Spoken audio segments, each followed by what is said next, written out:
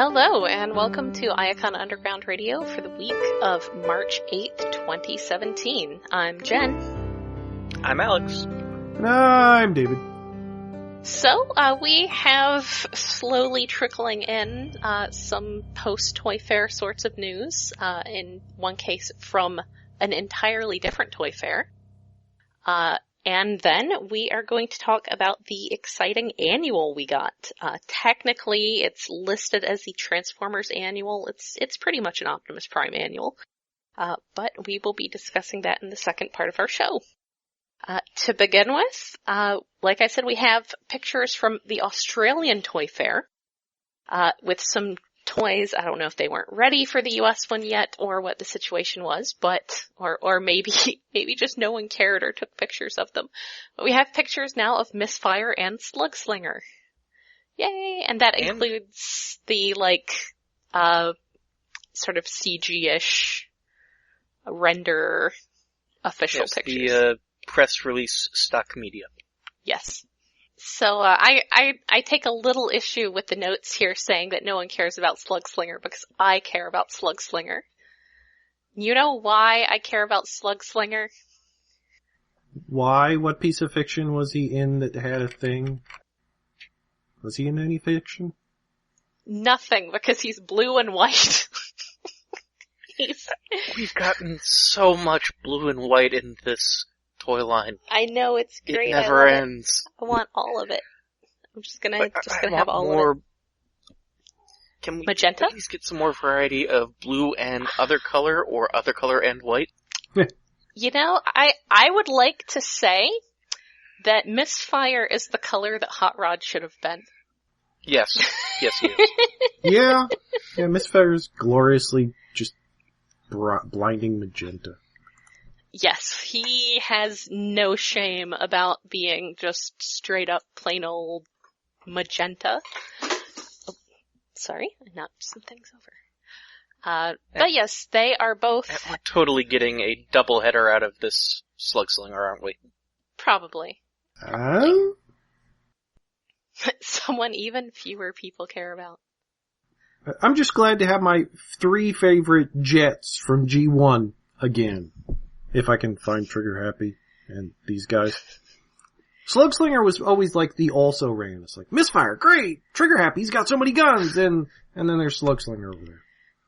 Aw. I mean, I admit that I do like Misfire for the same reason that, you know, presumably James Roberts decided to write him into stories, is that he had that sort of, you know, interesting, he had that good seed of a character. And, also, he was like one of the most articulated G1 characters. He just had like rockets for kneecaps. Yeah. Yeah, that's a good point. Especially around then. He's one of the few guys that had shoulders, elbows, wrists, knees, and hips. Like, nobody else did that in G1. By then, I mean, the early stuff, the Microman stuff, that would occasionally have unnecessary joints, but definitely by that point in the line, by 87, you didn't really see stuff with articulation that wasn't part of its transformation. So that was a good thing about him. Also, you know, he's in awesome fiction, and now his head comes off. Hey. So, because everybody's heads have to come off. He has, no, those look a lot like, Hot Rod's guns, but they're not really. They're just very sort of similar. I keep forgetting that their guns, like, turn into things for their little head dudes to hang out in. Because, I don't know, it's neat. I like it. It's just not something I necessarily always expect. Titan's Return is a lot more playable than a lot of stuff we've gotten recently. So it's pretty cool. So good. And it looks like they had a fun little setup at that toy fair where they debuted these guys. Yeah, Slugslinger is such pretty colors though. But yeah, that was in Australia. So yes, Ozformers has a bunch of pictures from their Facebook page because apparently Toy Fair Australia is easier to get into than Toy Fair US. Unsurprisingly, because, I don't know, things are hard to get into like that here. I'm surprised how comprehensive a lot of the stuff is. It's better set up than we get at BotCon a lot of the time, where like they've got in packaging and out of packaging in both modes for every toy, and they've got the G1 versions for characters who are updates of a G1 version. Yeah, that's a really cool detail. But yeah, it does look, I mean, I would say it looks more like the sort of setup that you would see at BotCon than what they usually have at Toy Fair. So it looks a lot more like, I don't know, consumer oriented versus... True, it seems less targeted at a retail buyer who would be less concerned with some of the details that a fan might be. Yeah. So, And also, Trypticon looks huge. Yeah, I didn't realize quite how big he was, because they got pictures of him with G1 Trypticon, and he's like almost twice the size and twice as long. G1 Trypticon is the size of Titan's Return Trypticon's leg. Yeah. I think what you need to know is the picture that they have of Trypticon with Generations Metroplex. Because he's pretty much that big. That's a point of reference I don't have. I have G1 Trypticon. I don't have Fortress Maximus or Metroplex or anything. And in one of the photos, they have the G1 Trypticon in front of him, so he's just going, "Don't talk to me or my robot son ever again." Yes. Yeah. My unarticulated. That's pretty much what a lot of these photos are, because they got Sea Spray and new spray that the jump starters and all their sons. They have all their sons with them. Yeah, it's a pretty cool setup, and but yeah, it's nice definitely having the G1 stuff there is much more of a consumer-oriented, fan-oriented thing than a buyer-oriented thing. So it's pretty cool setup, definitely worth pulling up those pictures, taking a look at how giant Trypticon is. I mean, I'm sure I've mentioned already that I am disappointed that he will not walk, but, I mean, come on. He's kind of big for that. But he should walk. He's got the foot things! Why does he have the purple foot things? Yeah, that is kind of weird. He still has the spacers that allow him to walk, but he doesn't walk. Well, I mean, I guess it might also stabilize him just in general. It is just very interesting that they're doing one of these that's not just your standard bipedal, what we've gotten so far. He's more or less, I'm not going to say dinosaur shaped, I'm going to say bad 80s idea of dinosaur shaped. He's kaiju shaped. Godzilla shaped. Yeah, he's Godzilla shaped. So, which is appropriate. Why can't he be shaped more like one of the newer Godzillas, though? He's shaped like old Godzilla. Where's Shin Trypticon with creepy fish eyes and shooting lasers everywhere? I forget whether it was on here that I was saying that Metroplex as a character was always a bit more of a kaiju than a person. And that was part of why I sold him and replaced him with Fort Max. Who, as we discussed on Stasis Pod, Cerebros asked them to euthanize him. So he is much more up my alley as a character. That's so screwed up. So yeah, there are pictures of that out there, for those who have G1 Trypticon to compare to. There's that, for those who have Metroplex or Fort Max. He's basically that big, so he's gonna be huge. We also had some other toy pictures for toys that we are never actually going to have. Also tying into what we've been doing over on Stasis Pod, because over there we have moved on to Transformers Animated. And apparently they were going to do, based on the Windblade toy, they were going to do a sort of robot Sari, which is pretty cool. But, yeah, That's not gonna happen. If you wanna do some kit bashing, do some customization, there you go. But yeah. Seems like FunPub is holding up at least one tradition of, when losing the license, to reveal good ideas that people are like, oh, I would have actually wanted that. Yeah. Well, maybe Hasbro shouldn't say no to so many things. So, yeah. Apparently this was from that fan book, or the doujinshi we were talking about last time. Oh, neat. Oh. And it was from a proposal for a BotCon set that would have been Optimus Prime, Ratchet, Sentinel Prime, Sari, and Yoketron as non-animated versions of animated characters, versus a Headmaster-controlled Starscream, Lugnut, Wasp, Alita 1, and Wreck-Gar. That's pretty cool. Though I don't know why you need a non-animated version of Ratchet or Optimus Prime that's called every other Ratchet or Optimus Prime. Yeah. But yes. But yeah, that sounds really interesting, and I guess I want to be mean and say something about how well it's, worth losing that to not have to deal with them running the show anymore, but that's because I'm a mean person. So, yeah, so was this, are these scans that are being released as a promotional thing, or does someone actually have this thing in their possession? Someone definitely was scanning it and showing it to, Derek Wyatt. Okay. Well, which makes me wonder how much they are on eBay already. But yeah, I guess if don't wanna look. if you have a big chunk of money, you can go out and buy that thing now, apparently. So that is our news thus far for the week. So we have, Transformers Annual 2017, which, like I said, is pretty much an Optimus Prime annual. I'm 2016 issues behind on this series.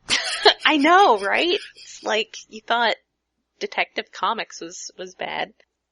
So yeah, it's got... Detective Comics as published by Detective Comics Comics. So it's about Optimus Prime and Pyra Magna and Starscream doing stuff, telling stories, talking to themselves. Hanging out in a cave. Yes, hanging out in a cave. I did not expect the theme of this to be hallucinations. Yeah. That's an interesting theme, though. Yeah. I would like to point out that the whole thing with the Cosmic Rust stuff is totally like actual cartoon stuff. The little rhyme there is the message that the Decepticons find on the planet. The name of the planet is the name of the planet from the episode. Saddest thing is I did not even have to look that up, but that's because that is a very Perceptor heavy episode, so I liked watching it a lot. But I think my favorite part of that episode is pretty close to the beginning, when they talk about an Autobot colony that was well established at the dawn of time. And that seems kind of paradoxical. Like, that's not how time works. So yeah, that was neat to have something that was just such a heavy, like such a direct cartoon influence, without, I don't know, any of the stupid stuff. But yeah, I just want to confirm for those who might be curious that was absolutely stuff from the actual episode. Huh. Good job. Also, there's ladies having relationships with ladies. It's pretty great. We have confirmation that the two car ladies from Victorion are in fact, conjuges endurae, which is cool. I like that. Just friends. A friend of mine was like, there's something about this, one of my friends who listens to this, hello. It's like, there's one thing in this you're really going to like. It's like, oh. So I'm assuming that had to be it. So yeah, I that like was... the idea that the Torchbearers have been around for a very long time, and membership has been fluid over time. Yeah, that's yeah, neat. that's... And, you know, they were only recently... I mean, we knew they only recently became a combiner, because that was sort of the whole point there of weren't that combiners. first issue where they show up. Yeah. But yeah, it gives a little backstory, and I've talked before about how much I appreciate it when individual combiner characters actually get paid attention to, because I like, you know, relationships between characters, not necessarily romantic, just like just interacting with each other in meaningful ways, and combiner teams are that sort of, you know, family dynamic. So yeah, that was really nice to get some backstory there. We got some backstory about Bumblebee, which had really... Bumblebee's backstory is odd. Well, it was... Like, it's a detective story, and there's just odd little bits in there. Like, the first panel of that, there's two female Transformers on Cybertron. Well, they have lips and eye makeup, so that's different. Maybe they're goths. Possibly. Well, one of them looks like he's a fan of Jim. Yes. There's nothing wrong with that. But yeah, Bumblebee has nightmares. Bumblebee's origin is he had nightmares. He got arrested because he turned himself in because he was blowing shit up in his sleep. He was a sleep terror. Really, I mean, it's not really so much his origin story. I mean, it is in that, you know, it's about how... in relation to Autobots. Yeah, how he got involved in all that, but it's not really a big overall sort of origin story. It's the event that got him involved with Optimus Prime and Prowl, but it's not like, you know, it shaped who he is as a person. And that story has art from Josh Perez, which was really, it's very cartoony in a way that very much fits Bumblebee. Yeah. It's very big-eyed and... It's neat, except for one thing that bugs the hell out of me. Soundwave with his helmet off. He has a face. Yeah, that ain't right. That was a little terrifying. That's so very wrong. There's no point to him having the helmet off. I like Bumblebee hanging out with Cliffjumper and Hubcap. Yeah, that's cute. But yeah, he's gotta have some sort of neural things put on him. But, like, why? They could be strapped elsewhere on his body or to his helmet. Yeah, or like face. Or if you're gonna do that, just take the top of the helmet. Why is the face mask off? Why does he have a nose and a mouth underneath it? That is just wrong. Are they trying to imply for future world building that he specifically got the helmet because it looks like the Decepticon logo? Oh, maybe. Also, Ravage showing up in that just made me really sad. Oh, yeah, Ravage comes around. I miss Ravage, but I was also kind of annoyed that they had him, because he had his mouth full in the last thing he was saying, ruin that Ruby Roo voice. Yeah, it's a toad. Ritz, out of here! It's like, what, Ravage? No, Ravage. Also, Ferrek, who is probably, I mean, he's not that developed exactly, but he's probably the best developed cover-up for an art error that I have seen in comics in a while. Yeah, where here he's just, I'm wondering if he's included in this because someone got a BotCon toy recently. Maybe. Or what, I mean, was he a subscription toy or something? I don't know. Hasn't, Josh Perez been involved with some of the convention stuff? Maybe? I mean, admittedly that would be, you know, John Barber writing it in, but I don't know where they sit along the Marvel scripting style versus the more formal DC scripting style. That probably doesn't make sense. Josh Perez has done artwork for Fun Pub Stories. I was going to say that probably doesn't make sense to anyone who has not extensively researched possibly writing for comics. But yes, there's a lot more artistic leeway in some scripting styles that would let you, for instance, draw whoever you want for a particular role, and then when the writer does it, they're just, this is so-and-so. I just noticed that the art credits page that there's 3 colorists, but 1 artist, Priscilla Tramontano. Usually it's the other way around. Oh. So, I'm not 100% sure how I feel about the first story getting into mental health issues and isolation from friends and stuff like that, and then solving it with, oh, it's a completely external thing, you're completely fine. Yeah. I liked that it was getting into it, and then I was like, oh, that kind of makes getting into it in the first place worse. Yeah, it was kind of an easy out. It's like, hey, we just have to shoot the Decepticons and problem solved. Yeah, it's... Also... Mm-hmm. Go ahead. Go ahead. I was going to kind of change direction. You go ahead. I like that they're scrounge, but yes. Yes, That's... scrounge is good. Scrounge is always welcome.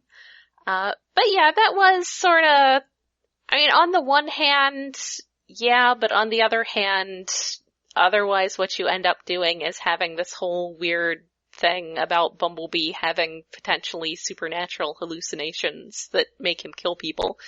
And maybe that wasn't, it would be something that would be interesting to do with a different character.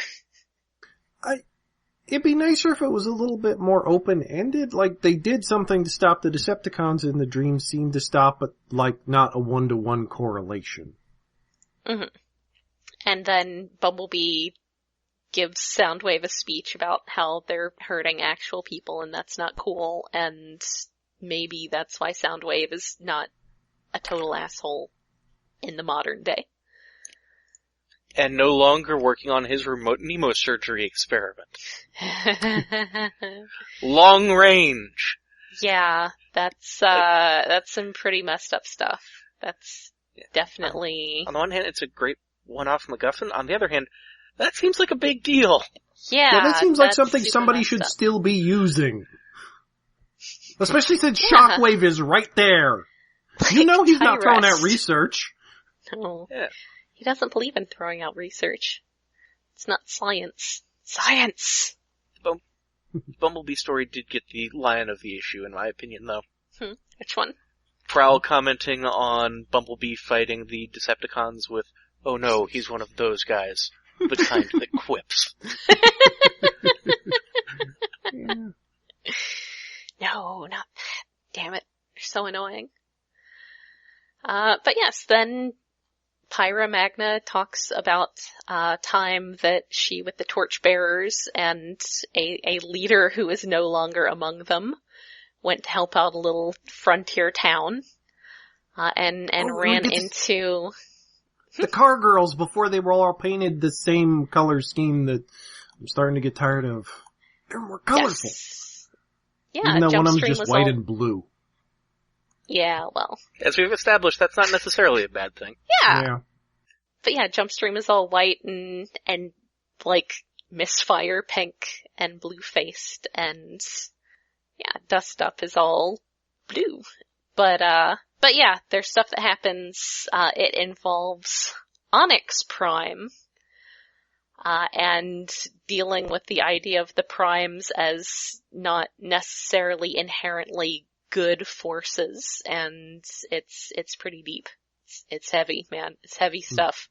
But yeah, it's Onyx Primal in that pose again. The pose that in the first official artwork kind of makes him look like he has a giant phallus. It's drawn easier to follow here. It's like, oh, he's just a centaur with wings. Okay, he's not packing robo-wood.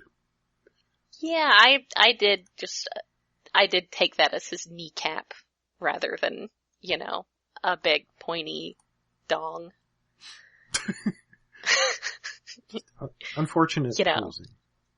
Yes. It's a lot clearer here than that first artwork, yeah. Yes. Yeah. But also Rust Dust lost her conjuncts, and it's sad. Aww. And they're beast robots. And Pyramaggot, they lost their previous leader who was long apparently name not I that couldn't great. pronounce. Yes. She had a neat design. I really liked her head, but aside from that. So yeah, that seems, I'm getting back to it. Presidia Magna which... Previous Yes. Magna? Previous Yes. Magna? Is that what it means? The preceding Magna? I would hope not. That's a bit on the nose. Yeah. Also a sure sign that you're going to die.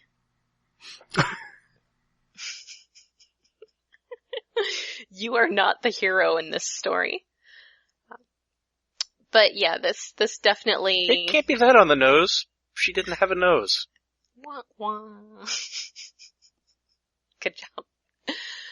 But yes, it definitely made me want to take apart my combiners and pose them individually, as, I like a good chance to do. And then, it ends with basically hinting that Bumblebee is still wandering around this tiny, squished singularity city and actually is talking to Starscream. Yeah, which has that's always been my thought. I have never really thought that, he's actually a ghost, or, okay, maybe Starscream's crazy, but it's pretty much, it's like, yeah, Bumblebee is not dead. Because it's no fun that way. And it's a comic book and he's a prominent character. He's not dead. Well, also, I felt that, that was the case mostly just because he just seemed too independent and contrary to necessarily just be a voice inside Starscream's head. Like, he didn't seem like he was always just saying whatever Starscream would expect him to say. So he wasn't like just Starscream's version of Bumblebee. It seemed like actual Bumblebee. Yeah, I think that's the big thing for me, is that he just seemed, not to be filtered through Starscream's own thoughts and memories. So yeah, that's interesting. We'll see if anything comes of that, or if Bumblebee just actually ends up wandering through this horrible pocket dimension forever, which is kind of sad, but at least I guess he can bother Starscream. I think it's interesting that when he's appearing to Starscream, he's kind of appearing in his Cybertronian War for Cybertron-esque toy mode. Yeah. And then when he's actually in there, he's in the Generations toy we got around 2013 mode. Yeah. Well, wasn't that the one isn't that the body he died in? Yeah, that's what I was thinking. That's probably right, but you'd think he'd either be presenting himself to Starscream in that body too, if it was actually some kind of psychic projection thing going on. Well, maybe he doesn't. Unless it's...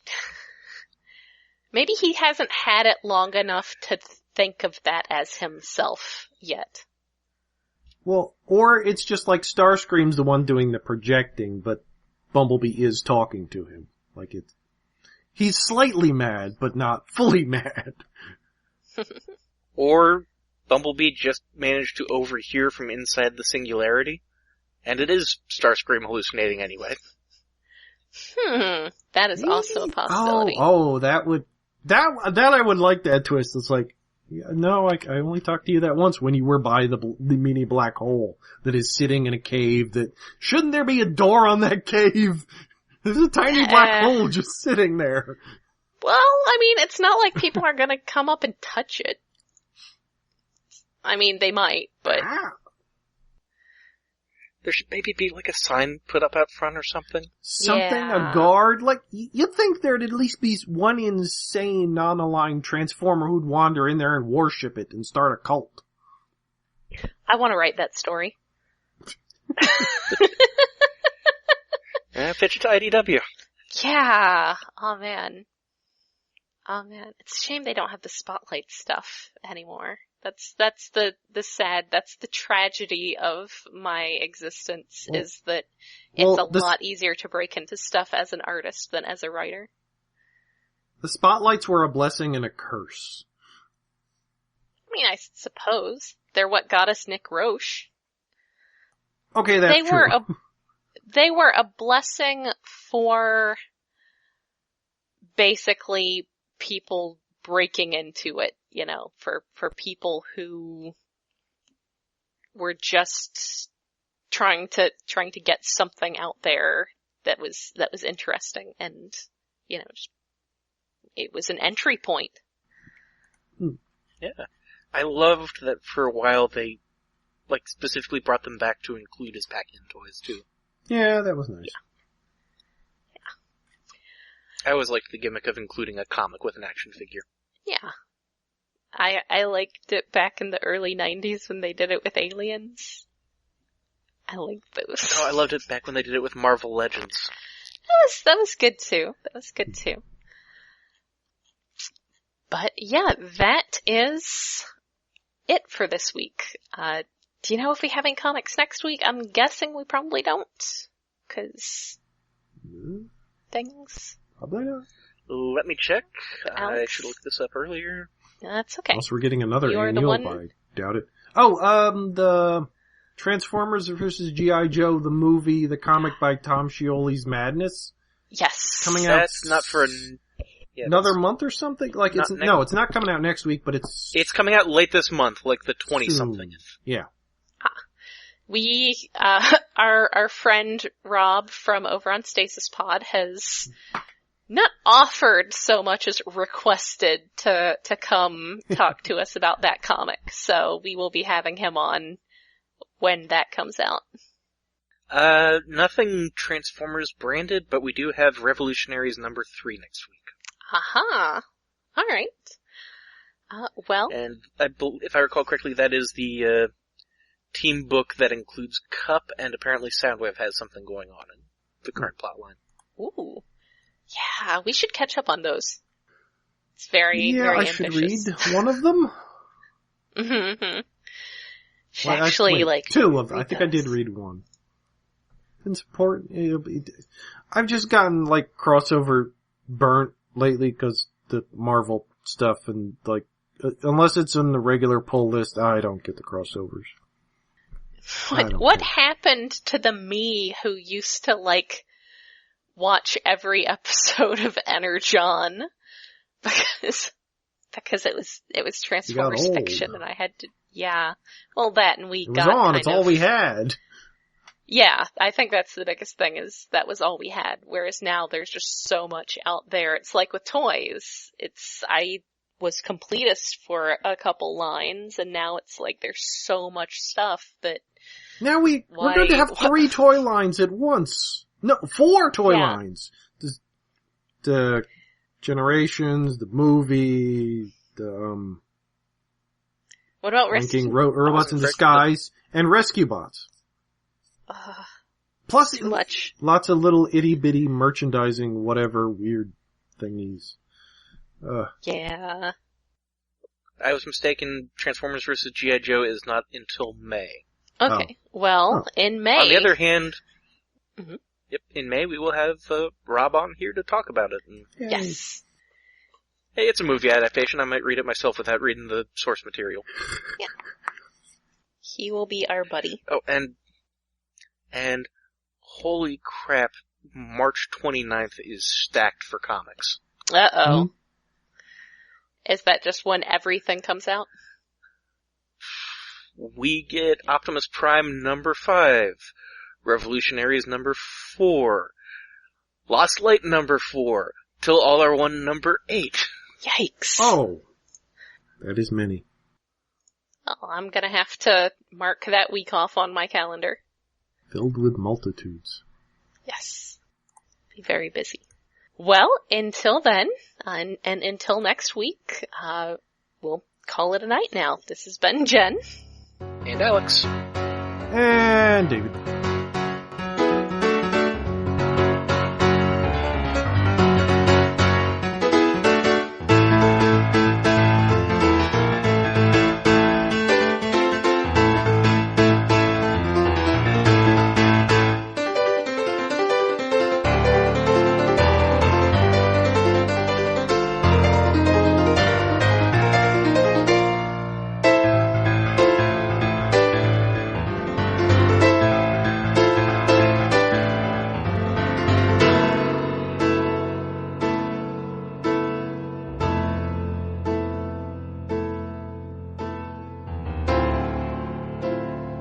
Iacon Underground Radio is hosted by iaconunderground.net. We are listener-supported through Patreon, where you can help us cover the cost of running this show and our other podcast, Stasis Pod, at patreon.com/iaconunderground. We are on Twitter at IaconUG, Tumblr at iaconunderground.tumblr.com, and Facebook at facebook.com/IaconUnderground.